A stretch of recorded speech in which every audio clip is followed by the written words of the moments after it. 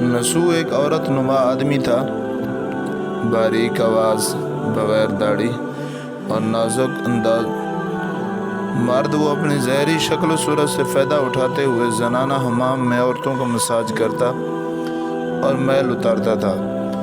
کوئی بھی اس کی حقیقت نہیں جانتا تھا، سبھی اس کو عورت سمجھتے تھے۔ یہ طریقہ اس کے لیے ذریعہ معاش بھی تھا اور عورتوں کے جسم سے لذت بھی لیتا رہا۔ کئی بار وجدان کی ملامت کرنے پر اس نے اس کام سے توبہ بھی کیا، لیکن ہمیشہ توبہ توڑتا رہا۔ ایک دن بادشاہ کی بیٹی حمام گئی۔ حمام اور مساج کرنے کے بعد پتہ چلا کہ اس کا موتی کھو گیا۔ بادشاہ کی بیٹی نے حکم دیا کہ سب کی تلاشی لی جائے۔ سب کی تلاشی لی گئی، ہیرا نہیں ملا۔ نسو رسوائی کے ڈر کی وجہ سے ایک جگہ چھپ گیا۔ جب اس نے دیکھا کہ شہزادی کی کنیزیں اسے ڈھونڈ رہی ہیں، سچے دل سے خدا کو پکارا اور خدا کی درگاہ میں دل سے توبہ کی اور وعدہ کیا کہ آئندہ کبھی بھی یہ کام نہیں کرے گا، میری لاج رکھ۔ اچانک باہر سے آواز آئی کہ نسو کو چھوڑ دو، ہیرا مل گیا۔ نسو نم آنکھوں سے شہزادی سے رخصتی لے کر گھر آ گیا۔ نسو نے قدرت کا کرشمہ دیکھ لیا تھا اور ہمیشہ کے لیے اس کام سے توبہ کر دی۔ کئی دنوں سے حمام نہ جانے پر ایک دن شہزادی نے بلاوا بھیجا کہ حمام آ کر میرا مساج کرے، لیکن نسو نے بہانہ بنایا کہ میرے ہاتھ میں درد ہے، میں مساج نہیں کر سکتا ہوں۔ اس کے بعد کبھی حمام نہیں گیا۔ نسو نے دیکھا کہ اس شہر میں رہنا اس کے لیے مناسب نہیں ہے۔ سبھی عورتیں اس کو چاہتی ہیں اور اس کے ہاتھ سے مساج لینا پسند کرتی ہیں۔ جتنا بھی غلط طریقے سے مال کمایا تھا سب غریبوں میں بانٹ دیا اور شہر سے نکل کر کئی میل دور ایک پہاڑی پر ڈیرا ڈال کر عبادت خدا میں مشغول ہو گیا۔ ایک دن اس نظر ایک بھینس پر پڑی جو اس کے قریب گھاس چر رہی تھی۔ اس نے سوچا کہ یہ کسی چرواہے سے بھاگ کر یہاں آ گئی ہے، تب تک میں اس کی دیکھ بھال کر لیتا ہوں جب تک اس کا مالک نہ آئے۔ لہٰذا اس کی دیکھ بھال کرنے لگا۔ کچھ دن بعد بھینس نے بچہ دیا اور نسو اس کا دودھ استعمال کرنے لگا۔ کچھ دن بعد ایک تجارتی قافلہ راستہ بھول کر ادھر آ گیا جو سارے پیاس کی شدت سے نڈالتے۔ انہوں نے نسو سے پانی مانگا۔ نسو نے سب کو دودھ پلایا اور سب کو سیراب کر دیا۔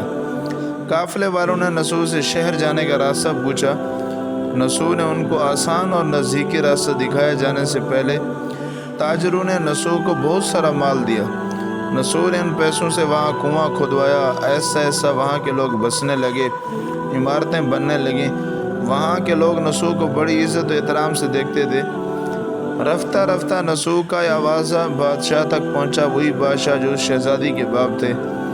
بادشاہ کے دل میں نسو سے ملنے کی بڑی اشتیاق پیدا ہو گئی۔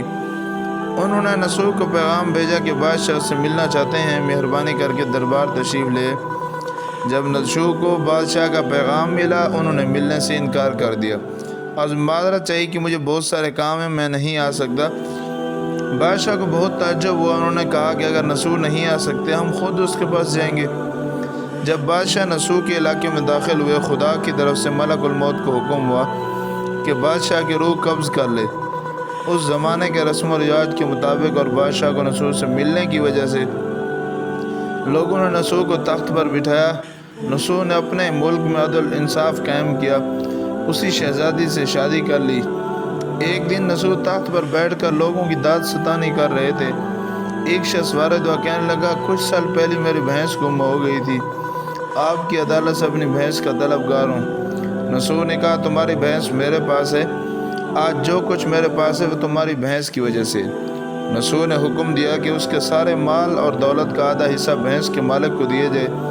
وہ شخص خدا کے حکم سے کہنے لگا اے نسو، جان لو نہ میں انسان ہوں اور نہ ہی وہ جانور بھینس ہے، بلکہ ہم دو فرشتے ہیں، تمہیں امتحان کرنے کے لیے آئے تھے۔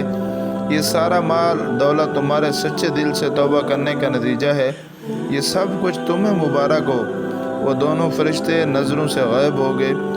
اسی وجہ سے سچے دل سے توبہ کرنے کو توبۃ النصوح کہتے ہیں۔